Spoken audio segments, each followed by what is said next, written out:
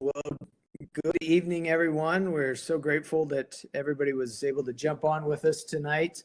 We're excited for the preview, the preview of Meta, this new product that we're coming out with this next week, and we've been, definitely getting ready for that. Hopefully, each of you have, been doing your part in sharing that. But we wanted to really spend tonight diving deep into the science. And so for that, we have invited Dr. Mark Bartlett, who is one of our chief scientists at Pharmanex. And he's got his PhD in immunology and a long history, not only with our company, but National Cancer Institute, amongst a number of other organizations and companies along the way. He does hail from Australia, which makes it that much better to even listen to than myself. But with that, we do want to turn this time over. We appreciate Mark and all of your time and your willingness to jump on and join us this evening. And we'll turn it over to you. Thanks. It's great to be here. Really appreciate it. I guess you probably all know Scott. Some of you may know me. Hopefully you know the company a little bit. But I want to sort of start with a little bit of a story. So about the turn of the century, around the year 2000, we were having a scientific advisory board meeting. So we had Joe Chang, we had also another senior scientist there called Michael Chang, no relation, and SAB members and the PhDs that we had in the company. And we were learning about something called metabolic syndrome or syndrome X. And basically, I'll talk a little bit more about that. But the upshot was, wow, wouldn't it be great if we had some sort of nutritional strategy for that? And fast forward 20 years or so, here we are. And I just want to sort of share with you a little bit of that journey. Some of these things, one thing that we pride ourselves on, what I love about Nu Skin is that we, there are a lot of things that everyone has in the area of nutrition, and they're super important. I'll talk a little bit later about why multivitamins are important, right? A good one or a mediocre one, but something is really important. A bone formula is important if you need it, or a cartilage formula, or an eye formula. But there are some things that are really unique, and we're going to talk about something today that is kind of unique and that the world really needs. So again, this is the kind of, nothing has changed. This is fairly recent data, 2019. So it's almost 20 years after this sort of issue is identified. And we're learning that really the top part is marketing. I want you to look at sort of the bottom part here. A study from 2019 in a metabolic syndrome journal. Only 1 in 8 people in the USA is considered metabolically healthy. And we've done the research for other countries as well. It's fairly similar. That might surprise you. And about this time, people are going to ask, what the devil are you talking about? What's metabolic health? And I know what some of you are thinking. Some of you are thinking it's all about weight loss, dude. Like, if you're skinny, it means probably you've got a fast metabolism. And if you've got a slow metabolism, you probably need something to speed it up, right? Take some green tea or something, right? But that's not what we're talking about. So metabolism is really the sum of all of the biochemical reactions that are going on in your body. I think I've got a picture of it here. Here's a metabolic chart, right? So this is some of the reactions that are going on. So, you see some, fructose being converted to sucrose. How does that happen in the body? Well, it's a necessary reaction, and it's catalyzed by an enzyme. And basically, the reaction would never happen because the sort of barrier to entry of that reaction is too high. So it wouldn't happen without an enzyme. Now, look at this. This is just like, an eighth of the chart. There are tens of thousands of chemical reactions that are going on in your body. That is what metabolism is. Some of it's enzymes that are breaking down food. Some of it's enzymes that are building things, building blocks for structural proteins in your body, like collagen, whatever it might be. Some of it is adding phosphate groups so that you've got ATP, so you've got a chemical storage form of energy. So I think you get the picture. Metabolism is all about these biochemical reactions that are in the body. And sort of metabolic health is indicated by all those kinds of things that you see when you go to the doctor. They prick your finger or they take some blood and they come back later and tell you that your blood sugar is healthy or not, insulin sensitivity, blood pressure, cholesterol and triglycerides. So if you're really to break it down, they're looking at sort of three things, right? They're looking at your blood lipids, HDL, LDL, all of those things. They're looking at glucose control, whether or not your insulin's working, if you've got insulin sensitivity and things like that, so your blood sugar. And then they're also looking at oxidative stress. Those are the three big indicators that your metabolism isn't all right. And believe it or not, the stuff that you do at the doctor is just the tip of the iceberg. Scientists have discovered 1,000 different biomarkers that can tell you if you're healthy. So how do we get out of whack? Well, the answer really is our lifestyle. So, and I think you can probably relate to this, especially sort of the last decade or two, right? Streaming our favorite shows, staying up late. So lack of sleep, working long hours, stress. Let's go back to lack of sleep real quick. I mean, studies are showing that if you get less than 8 hours for more than a couple of days in a row, your blood sugar gets so out of whack that it's hard to differentiate you from a diabetic. So, poor diets, all of these things are contributing to poor metabolic health. And it's not just about being skinny. So in general, yes, when you think about it, the US, 2/3 of the population are either obese or overweight. When that happens, that does cause metabolic sort of issues, right?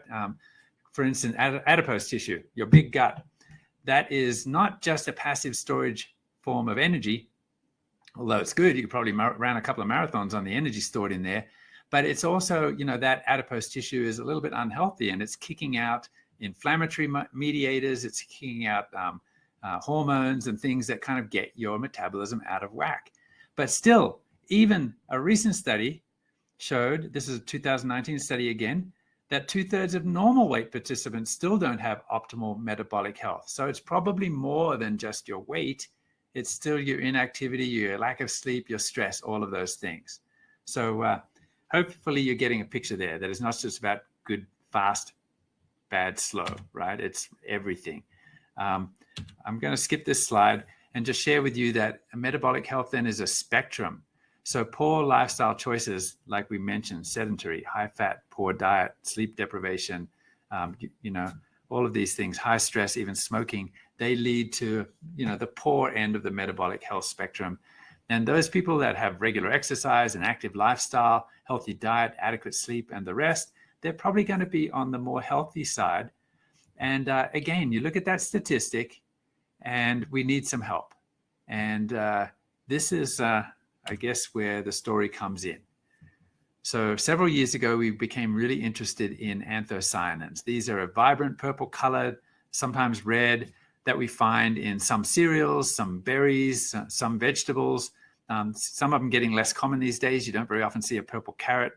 But even black rice or black corn, these contain anthocyanins. They're a very special type of a molecule. And we became very interested in them because we learned some things about cognitive health as a result of anthocyanin intake. We learned some things about gastrointestinal barrier function, or the good and the friendly bacteria in the GI are impacted by them.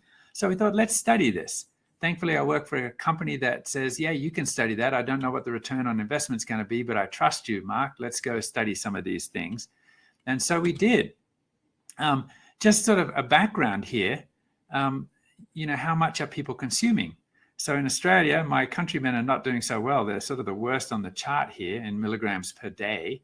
China is not doing too bad. And actually, they're increasing awareness of the importance of this phytochemical in the diet in China. And they've just sort of made an RDA, I guess, if you will, of anthocyanins in China. And they're saying that 85 milligrams a day minimum is best for your health.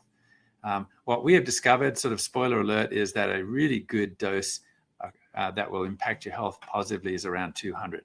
But I'll tell you how we got there. So we started studying these anthocyanins, and we thought a really good place would be the GI. This is where all the new data are coming from. And if you want to look after your GI, you should have a healthy diet rich in fibers, soluble and insoluble fibers that feeds the bacteria in the GI. And when you feed the bacteria in the GI and they're healthy, they metabolize those fibers and things, and then they excrete short-chain fatty acids. So, these bacteria poop out basically these short-chain fatty acids, like butyrate is a good example of one. And these short chain fatty acids are actually the main energy source for the cells that line the GI tract. So these are gastrointestinal epithelial cells then get a good energy supply. They became fat and plump, and they have tight junctions between the cells. And this forms a really nice tight barrier for the GI. Now you might ask, well, why is that barrier important? So think about your skin as a very similar barrier, although it has a few more layers of cells. Think of walking through a nasty sewer or something, right? Maybe you're down in the, the catacombs under Paris. All right. Yeah, it's pretty icky, but at least you can go home and shower. Now imagine that your feet have got some cuts in them. That's a totally different scenario, right? Now imagine your GI. You have so much bacteria and nastiness in there that actually studies have shown that it is the highest density bacteria habitat on planet Earth is right there in your colon. So you really your body needs to focus on those tight junctions between those cells, and they are dependent upon healthy bacteria that are metabolizing healthy foods so that the GI is healthy. A lot of companies have probiotics and prebiotics. We were just really interested in these anthocyanins as substrates for these bacteria that really are kind of like a superfood for them. And so here you see the study was successful. It was in nearly 50 healthy overweight or obese individuals. And we showed that at the end of the study, the healthy bacteria represented in green here expanded. So it changed and shifted the microbiota, and that was great. So we thought we had a really good gut product, and our marketers went to all of the regions and said, hey, we've got a really good gut product. And they said, well, how much is it going to cost? And I'll tell you right now, anthocyanins and extracts of anthocyanins are super expensive. So I kind of bombed. So I guess welcome to the world of research. We thought that we maybe had wasted our money. But whenever we do a study like this with humans, we also do safety data. And with safety data, we're doing what I mentioned before. You look at some of those metabolic biomarkers that indicate health, because you don't want whatever you're doing to your patient or to your subject to impact their health negatively. So we did things like, lipids and blood glucose and oxidative stress. And here's just one graph on the bottom that you see here. One of the markers of blood glucose is hemoglobin A1C. So it's a measure of glycation. It's non-enzymic process. In the presence of sugar that's out of control, if the sugar increases in your bloodstream, insulin's not working properly, then it glycates red blood cells. And that's bad, right? Glycation causes sort of pretty much premature aging and all of these things, from wrinkles in your skin to kidney function and microcirculation issues. So I looked at this and I said, this is huge. Let me see the rest of the panel.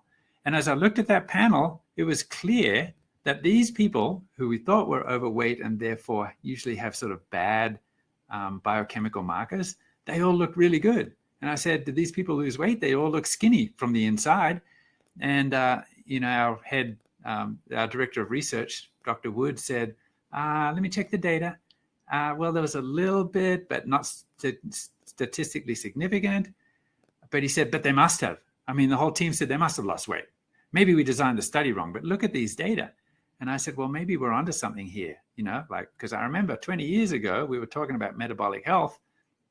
Maybe there's more to it. So then we went to the literature and we said, well, let's see what the effects, some of the biological effects of anthocyanins are, looking at these markers of biochemistry health. And so we looked in fatty acid tissue, fat tissue, and we see that, in the presence of anthocyanins, with an anthocyanin-rich diet, right, lots of these weird purple-colored foods, fatty acid oxidation was up. Typically, if you've got bad metabolism, it's kind of down. Insulin sensitivity, up. We go to the muscle. Here's another couple of examples. Glucose uptake was up. Carbohydrate metabolism, up. We went to the pancreas. Beta cell function, up. That's great. Blood lipids, down. That's also great. That's a sign of healthy metabolism. The liver, fat accumulation, down. Oxidative stress, down. So there's just 8 biomarkers here, and we thought, this is interesting. It's getting interesting. Let's look a little deeper. So I had the team look at hundreds of biomarkers, but this is, again, a subset. So you see here, I don't know how many are on this list, maybe 30. And for the liver, fat tissue or adipose tissue, skeletal muscle, pancreas. And what you see here on the right is if you have a metabolically healthy choice, then you're going to cause CPT1A to go up, and so on down the list. So these are folks that have healthy metabolism by all standards. And then we looked at those that didn't have a background of healthy metabolism. So their diet was poor, they were sedentary. And then those people that then converted to an anthocyanin-rich diet, you look at this heat map, and not everything lines up, but you can start to see a pattern here. Like anthocyanins are doing something really amazing to metabolic health. So I hope right now you're kind of getting excited, because I was getting excited when I started to see these data come together. So all that was left now was for us to do more of our own studies to sort of confirm this. And that's what we started to do. So where do we start? Well, we have to look at things in terms of plant chemistry. So anthocyanins isn't just one molecule. Actually, there's a family. So, let's narrow it down and find out which of the anthocyanins, which member of the family is most active.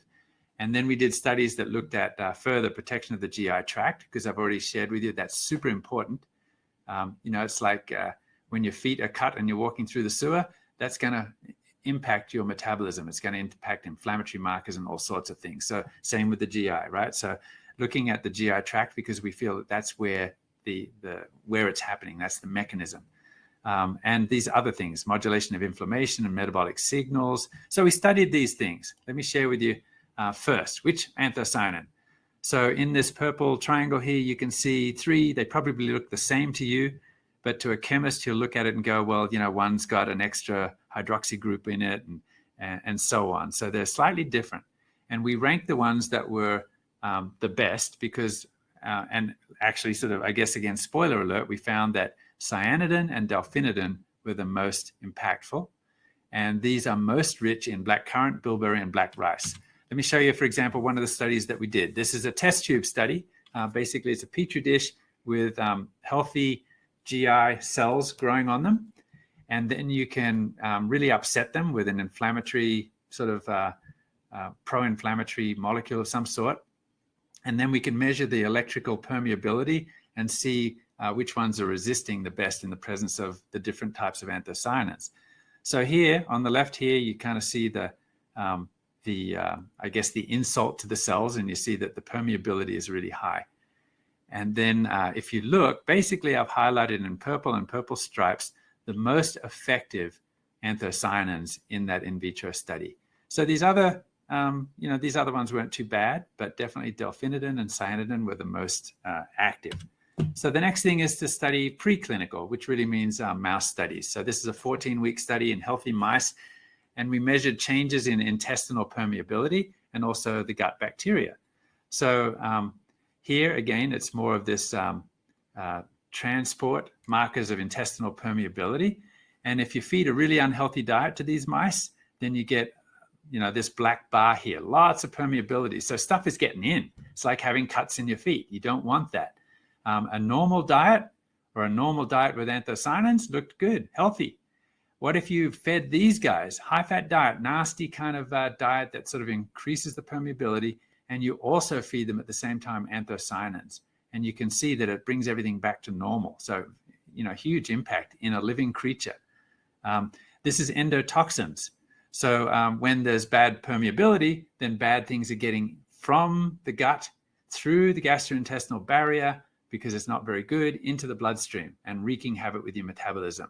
And you can see here that this nasty diet increased the entry of these endotoxins. And when you fed those same mice with anthocyanins at the same time, you saw a huge improvement, right? It went back to normal, basically, like the control. Down here, we see beneficial. You kind of got, in general, healthy bacteria and unhealthy bacteria. And so in general, the firmicutes are not so healthy. There are exceptions because there are different subspecies and stuff. And Bacteroidetes are the more healthy guys. So you see here in the control, there are about 20 times more of the firmicutes than the Bacteroidetes. And when you do the sort of the bad, unhealthy diet, it goes to about 40 to 1. So now you've got like a shift in the makeup of the healthy bacteria in the gut, and it's not so healthy. It's a shift towards unhealthy. Now look what happens when you give those mice a diet that's rich in anthocyanins.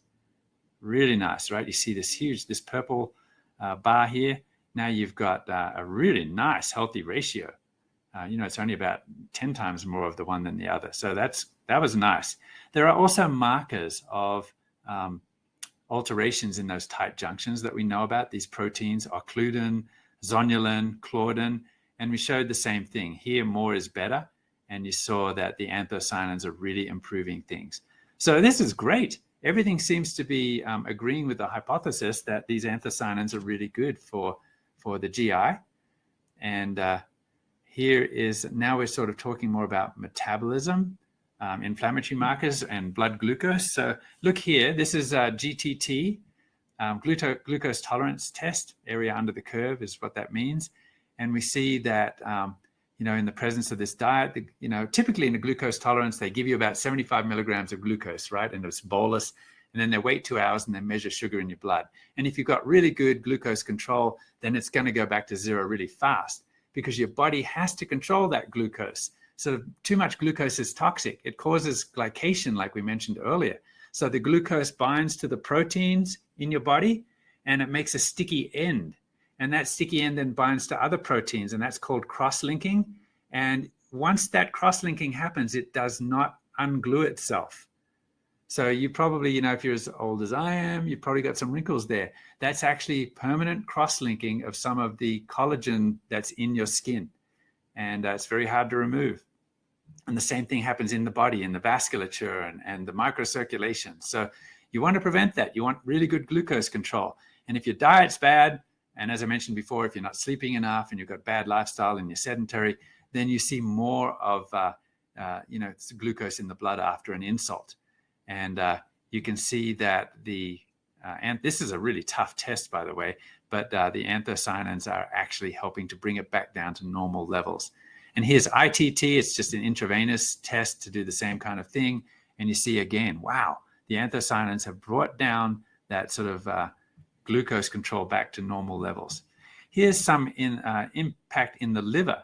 So when you have really unhealthy diet, you end up with sort of more fat in the liver. So the center here, you can see a high-fat diet fed over a long period of time. You see all this fat that's building up in the liver.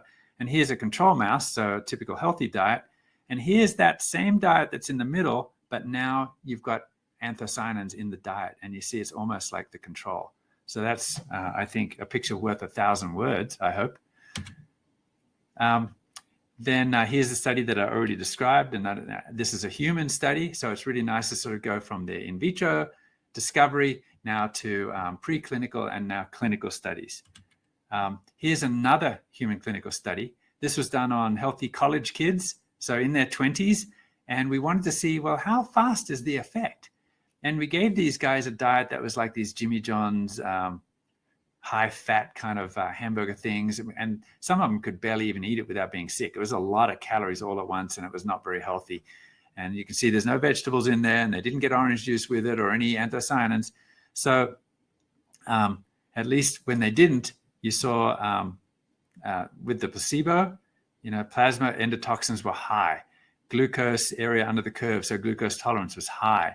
Let's see if I can get that thing to go away. No, I can't. Here is inflammatory markers, and here is triglycerides. So you have here some of those three things that I was talking about, right? Blood glucose control, endotoxins and inflammatory markers in the top, and then fatty acids. And you can see a really nice improvement in all of those things. And that was just at one meal. So we're really excited about that result. And we're currently doing a more chronic study. So to summarize, we've done the discovery of the right subclasses and the dose, and looked at some of the mechanisms there. And I've described also the process, right? How, again, think of your GI. It has to be tight like a drum. It goes from sort of the upper intestines just below the stomach all the way to the colon. There's 30 or so feet of pipe there, which you think is in the inside, but it's actually the outside. Like there's a sewer in there, and you do not want any of that to get into your perfectly pristine bloodstream or tissue. And so that depends on those tight barrier functions. The modern lifestyle seems to wreak havoc with that. It then causes tight junction alterations. You might call it leaky. And it also causes microflora alterations. Actually, those microflora alterations, as I mentioned, are really important because healthy microflora will produce the foods, the short-chain fatty acids, to keep those epithelial cells healthy. If you want to know how big that with the exposure is, you have these endothelial cells, right? And they actually have villi on them. So each of these cells has like all of these little bumps on them that you can kind of see here. And those bumps also have bumps on them called microvilli, and that expands the surface area. So the typical human has a surface area of about 2 tennis courts in the GI, and all of it has to be kept tight like a drum, or you get this incursion of endotoxins and things like LPS that then can wreak havoc with your metabolism. So we really feel like this is how it's working, and these anthocyanins are just like this superfood for GI barrier function that then helps support your metabolic health. And I think that this is the last slide, but previously I showed you a slide. 215 milligrams of anthocyanins seems to be the magic number. It's a lot of anthocyanins, and it's the kind of level of anthocyanins that you get with a rich diet in berries and those things that have cyanidin and delphinidin, those anthocyanins. So we're super excited about this. I think we're in for some fun. I guess the question is, how do you tell the story? And I'd sort of just love to go around with each of you as you talk to your friends and tell them about it.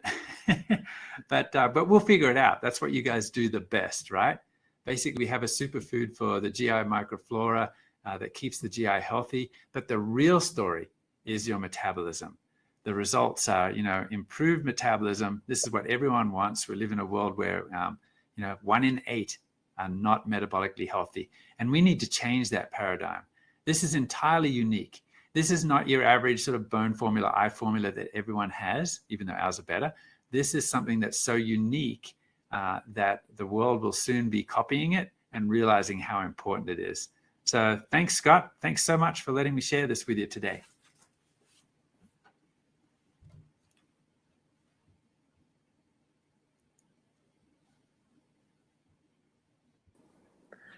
All right, Mark. Well, thank you so much. I truly appreciate you jumping on. And I mean, you look at the comments and stuff below, everybody's just amazed at how you can take something so complex and make it so that we actually understand what you're talking about and move through that. And so I truly appreciate that. I do want to make sure that everybody is aware that this coming Monday is when you'll receive your preview codes. And so you'll get those codes. That'll be for a 3-pack. If you're a brand rep, you'll get 5 codes for 3 packs. To get us through to the launch. If you are Ruby or above, you will get 20 of those codes. And we want to make sure everybody uses those codes. We went through that presentation yesterday on the strategy. And so you're getting those allocations, and you're getting that, moving forward in the right direction. And then next Tuesday at 5 p.m. Pacific, 8 p.m. Eastern, Dr. Stephen Moore and myself will go through a business overview, talking about Meta and how to use this to build your business. Definitely want to use the link that you used today to register for that. If you are registered for this webinar, you will be registered for the next one as well. But this will be a perfect opportunity to get your guests, prospects, anybody that you think might be interested, to get them registered as well. So just want to make sure that everybody's aware of that. Thank you so much. And we're really excited about this next week and the launch, and we'll go from there. Thanks, guys.